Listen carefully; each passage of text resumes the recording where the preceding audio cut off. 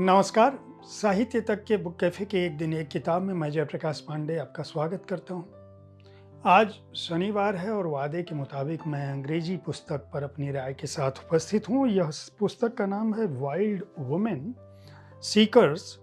Protagonist and goddesses in secret Indian poetry.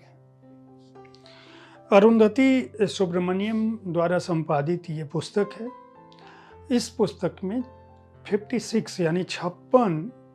कवयित्रियों की कविताओं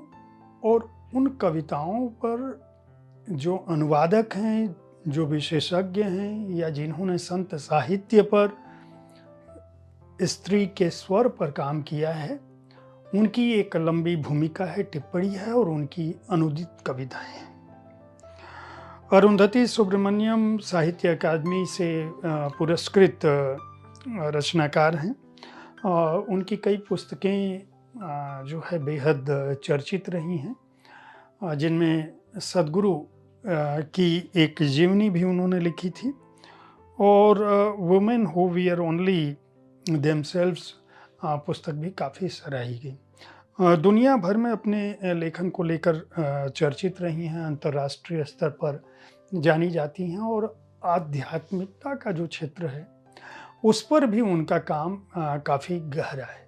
भारतीय दर्शन, भारतीय अध्यात्म, भारत की जो धार्मिकता है और उनमें जो स्त्री स्वर है उस पर जो तीक्ष्ण और सूक्ष्म दृष्टि है, वह अरुंधति सुब्रमण्यम को उनके दौर की दूसरे रचनाकारों से अलग करती है। इस पुस्तक में वे मीराबाई, अक्क महादेवी, अंडाल को ही नहीं बल्कि उन 56 लोगों को जिन्होंने भारतीय आध्यात्मिकता को, उन स्त्रियों को जिन्होंने भारतीय आध्यात्मिकता को अपने लेखन से सृजित किया, समृद्ध किया, उनकी कविताओं के साथ उपस्थित होती हैं। एक लंबी भूमिका लिखी है अरुंधति ने और उस भूमिका से ही इन कवियों का, इनकी कविताओं का, इन संत साहित्य से जुड़ी जो स्त्रियां हैं, जो भारत की महान नारियों में स्थापित होने के योग्य हैं या उनमें शुमार भी होती हैं, उनके बारे में उन्होंने लिखा है। उनका कहना है कि जो संत साहित्य है उसमें भी जो स्त्री संत हैं या स्त्री भक्ति काल है या जो स्त्री की जो भूमिका है, चाहे वो मीरा हों, चाहे अक्क महादेवी हों, चाहे उससे भी पहले जो वैदिक कालखंड की स्त्रियां हैं या जो बौद्धिक बुद्ध कालीन जो स्त्रियां हैं जिनको थेरी या नन उन्होंने कहा है, वो लोग हैं। दक्षिण में जो कुछ संत साहित्य सृजित किया जा रहा था, उनको हम जब भक्ति का नाम देते हैं तो यह बहुत ही एक तरह का सहज सरल व्याख्या। उनका कहना है कि दरअसल ये स्त्रियां उस रूप में आध्यात्मिक और भक्त नहीं थी जिस रूप में उनको समझा जा रहा है। सबसे पहला स्वर इन स्त्रियों का, चाहे वह मीरा हों, चाहे अक्क महादेवी हों, चाहे वह लीरल हों, चाहे रमी हों, चाहे मीराबाई हों, चाहे विद्यापति के लेखन में हो, उनका कहना है कि चाहे बुल्ले शाह के लेखन में जो स्त्रियां हैं, उनका कहना है कि जो भी स्त्रियां हैं सबसे पहले वे अपने तन के प्रति विद्रोह करती हैं, अपने समकालीन मान्यताओं के प्रति विरोध करती हैं। वो ये बताने की कोशिश करती हैं, इन स्त्रियों के लेखन में वह स्वर है जो ये पूछने का साहस करता है कि आखिर स्त्रियों का जो मासिक स्राव है, उनके शरीर से जो खून निकलता है, उसमें इतना ज़्यादा अपमानजनक या इतना ज़्यादा बुरा क्या है कि उन्हें ये कहा जाता है कि तुम घर के कोने में रहो, तुम किसी सामान को न छुओ या तुम अपवित्र हो गई। इनका कहना है कि आज के सैकड़ों साल पहले इन स्त्रियों ने, जिनको हम कहते हैं कि संत साहित्य का प्रतिनिधि स्वर हैं, उन्होंने अपने तन के प्रति न केवल ईश्वर से सवाल करने का साहस किया, बल्कि उस समय की परंपराओं का भी विरोध किया। वो कहती हैं कि ये स्त्रियां ये बताने की कोशिश करती हैं। इनके अंदर, इनकी लेखन में न केवल प्यार है, समर्पण है, त्याग है, बल्कि विद्रोह भी है। वे अपने समय से विद्रोह करती हैं, अपने समय की मान्यताओं से विद्रोह करती हैं, यहाँ तक कि उनके अंदर यह साहस है कि वह न केवल अपने इष्ट को अपने पुत्र के रूप में, अपने प्रेमी के रूप में देखती हैं, बल्कि उनको भी अपने इर्द गिर्द नचाती हैं। अक्क महादेवी, जिन्होंने अपने तन से सारे वस्त्र उतार दिए और अपने लंबे बालों से उन्होंने अपने तन को ढका और उन्होंने अपने को कहा कि शिव मेरा प्रेमी है, मैं उसकी तलाश कर रही हूँ, और अंततः उनका जो निर्माण है। इसी तरह से मीरा ने जिस रूप में श्री कृष्ण को अपने जीवन में अपनाया और उस समय विद्रोह किया, अरुंधति सुब्रमण्यम इस बात को भी कहती हैं। जो 56 की 56 महिला रचनाकार हैं, जो भक्तिकालीन समय से, संत साहित्य के दौर से, उनका कहना है कि दरअसल ये स्त्रियां रहस्यवादी भी थी, भक्ति से भी जुड़ी थी, संतत्व से भी जुड़ी थी, आस्थावान भी थी, विद्रोहिणी भी थी, लेकिन सबसे बढ़कर वे यह बताने की कोशिश कर रही थी कि एक मनुष्य के रूप में उनके तन में भी वही रुधिर, वही खून बहता है जो किसी पुरुष में बहता है, और उन्हें उसी रूप में देखा जाना चाहिए।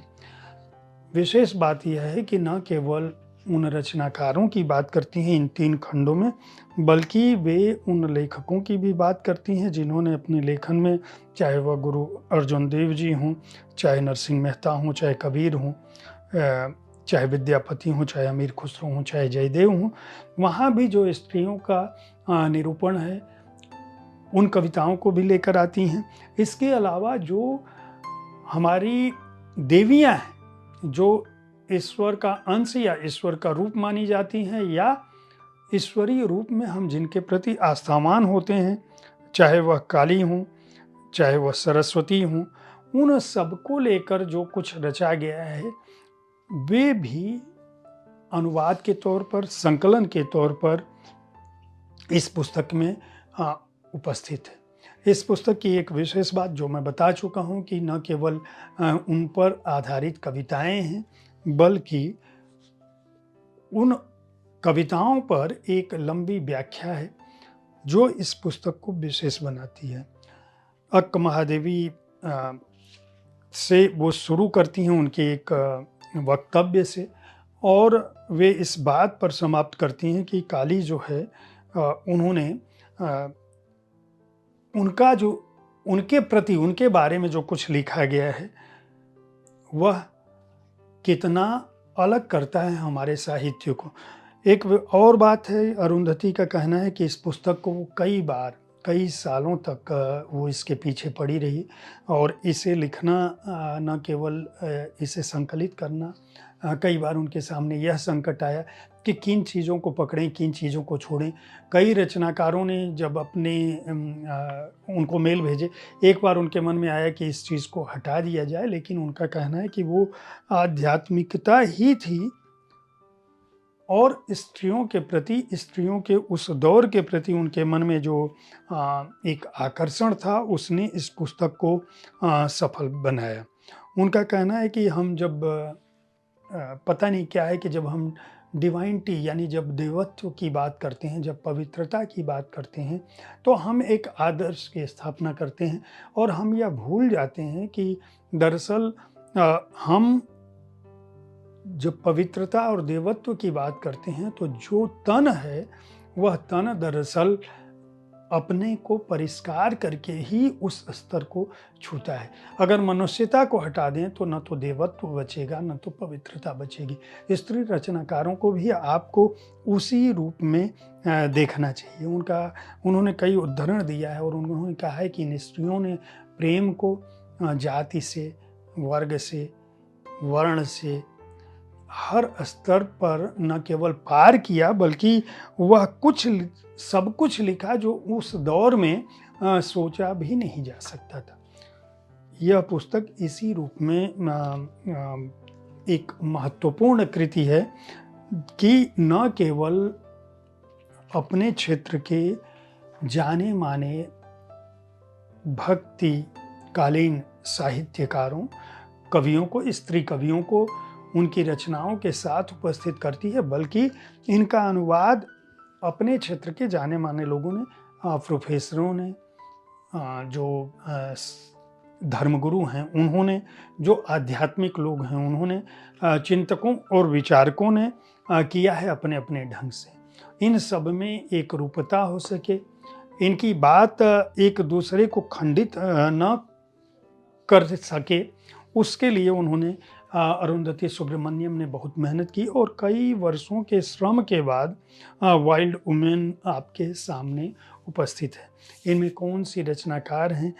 कौन सा कालखंड है, उनके अनुवादक कौन हैं, इसके लिए आपको इस पुस्तक को खरीद कर पढ़ना पड़ेगा। पेंगुइन रैंडम हाउस ने इस पुस्तक को प्रकाशित किया है, जिसके हार्ड बाउंड संस्करण का मूल्य 999 रुपये है।